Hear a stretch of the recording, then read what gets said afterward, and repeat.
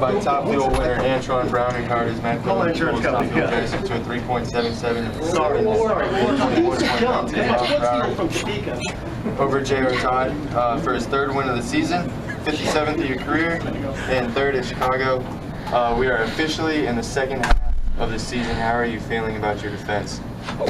We're actually loving it right now. Our Mako Tools US Army Toyota team is, man, we're starting to go in the right direction where we want to go at. We're peaking at the right time, and we haven't peaked yet. We're still working things out, but our car responds to everything that Brian and Mark and Brad and all of our Mako boys are doing to it. And that's the key out here right now. I mean, all these cars are fast. Everybody's quick. If you look at every round, everybody's running the same ET. And then the next round, same ET. You hardly see anybody smoking the tires no more, very seldom. And that's the only reason why we do it is because we're pressing hard to beat the other guy because we know our cars are so even. So with that being said, we just got to keep on going routine. We had a strong car in Norwalk, but when we come here in Chicago, being the boss's hometown race, and coming here, we had all the Mako support here, and Toyota was here, and we had all these people here this week, and we just wanted to, we always love to come here and just try to do, you have to try to be great here because everybody runs so good, and the track facility is incredible, so we wanted to come here, and we wanted to come home with the win, and fortunately enough that we did all the right calls, made all the right moves, and we were able to bring this win home, and hopefully there's a lot more for us to come and get better. Our whole goal is to be like this and get better and better and better. And I see that coming. We're going to see how we fit on this Western swing. And that's what's really going to set us up for that countdown to the championship. You talked about the ETs being very similar throughout today.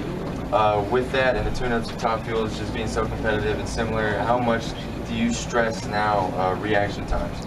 Well, the thing about it is it's not just reaction times, it's everything. Like, we look for every milk and cranny when we race. And what I'm trying to do is go up there and do the same thing. So the crew chiefs, they make the car better, faster, and everything else, and I'm just trying to sit in there and just give it all I got. So if everybody is on that same page, we're all giving it all we have, putting our best foot forward for each and every round, those kind of results happen on Sunday. And that's the main thing, is that you can be all over the place in qualifying as long as you're getting better for each qualifying run, and we did that this weekend. In the first round, we were low ET, and then we just took it from there where we just had a very consistent, reliable race car when the track got at its hottest in that final, and it still went down. We still were sub 70s. We ran in the 70s all day today with the track being hotter than it was in qualifying. So hats off to our guys for what they did, and it just felt good, you know what I mean, to get, you know, being out there, and Lord knows who gets all the glory, and to have Mark Lyle's wife here. His wife was here, and it felt good just to hoist another trophy up for Mark and for his family. Looking forward to seeing him in Seattle, and this place is just really, really special. There's a lot of special moments that happen out here this weekend for all of us. Questions for Antron? 32 wins last 5.5 seasons, third of the year. Better second half? Well, that's what we try to be. We try to be better in the second half because every year we always change things on our car to make it better. And this year we changed a lot of things on our race car on the off season, and even from Topeka to now, our car is totally different.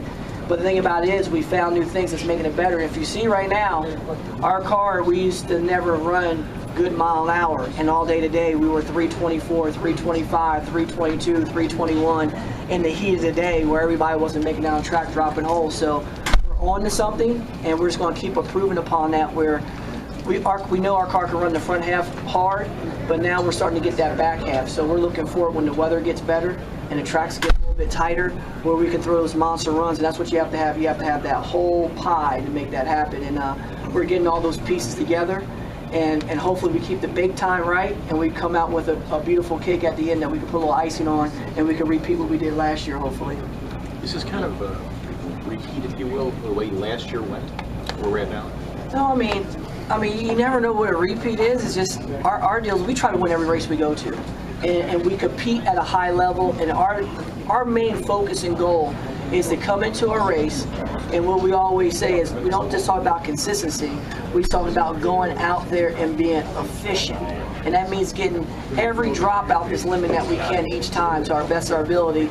And we've been doing that, getting better and better and better and better. Even in the heat of the day, when people don't think you can run good, we're throwing out some pretty good runs, and that's what it takes. We need to be on that level to actually be where we want to be at, like we were last year, and that's to go in that first countdown and get off to a great start, and that's key right now. That's the key element, is getting your team and your car ready to go to battle, because that's where it really starts. And it always starts here in Chicago because it's halfway through the season, and this is where all the teams are bringing out their A game to get ready for that countdown. And when you do well here, this is what the first 3 countdown races are like. It's just like at this race here. Antron, this win gives you the points lead, and we talked about your defense earlier. How much does just being the leader now weigh on your mind going forward? Don't even think about it, honestly. Is that it's good that we got it, because those 30 points are crucial going into the countdown. Last year, we messed up. If I won one more round last year in Indy, we would have been number 1 and had 30 points on Tony going in. And it's hard to make up 30 points when you only have 24 rounds to win a championship. 30 points, that's 2 rounds gone. So you got 22 rounds, not just to win, you got to catch up and pass them. So each round you go to even, you just keep on taking rounds off. So that's going to be very crucial, and we just got to keep working like we're working, because me and Doug are basically tied right now. So we just got to keep on pushing, and hopefully we can sneak it out and come into the countdown with that number 1 deal to get those extra crucial points that we need to help us for that title defense. These are Schumacher sweeps out here. Your closet, you're kind of running out of room for the brooms. 4 in a row now out here. You guys talking about that at all? Hey, we can never run out of room in the closet. Trust me, if we do, Don just adds on. So we just got done adding on because we ran out of room in the closet. We added another closet to the shop. So he'll just keep on adding, and we have a boss that is very, very competitive, who hates to lose, and he gives you all the necessary pieces and tools, so there's never excuses, and gives you the push you need when you need that push. And sometimes you don't like that push, but he's only saying what the truth is. So when we come out here not to come out here to be out here. We come out here to compete at a high level, and that's all that we can do and give to our boss man, because he gives us all the necessary stuff. And all these teams he's got out here are not no teams that want to be out here. Every single person wants to win championships, and that's why you can see how hard we compete against each other and how we compete against these other great quality teams that are out here. Certainly aim for it and plan for it. Could you imagine this much success in Top Fuel over the moment when you switch companies? No, I'm going to be honest with you, is that it was just a dream for me to even drive a Top Fuel car, not even thinking about the success that we had as a group or as a team. Because, I mean, I drive the car and everybody always talks about how I do this. It's not me doing it, it's our whole team that we do it together. And to get on, I'm very fortunate and blessed to be with a great group of guys in our front office and everybody at DSR and Fab guys. We have such a remarkable group of individuals that come together to make unbelievable things happen, and I'm just very fortunate to be a part of it. And looking back, I'm like, how did I get here? How did I get here? I look in the mirror every time and go, man, this dream is so beautiful. I don't want to wake up. Don't wake me up. I tell my wife all the time, don't hit me with them toes, girl. It'll keep me asleep.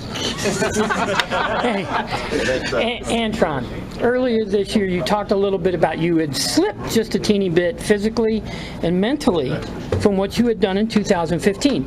Last week you were with your son, teaching him how to be a better racer. How much did working with him help you this week? Well, the thing about it is, you know what the coolest part of it is racing with your kids, is that when you're helping them out and working with them, it reminds you of the stuff that you forgot to tell yourself or what you forget to do.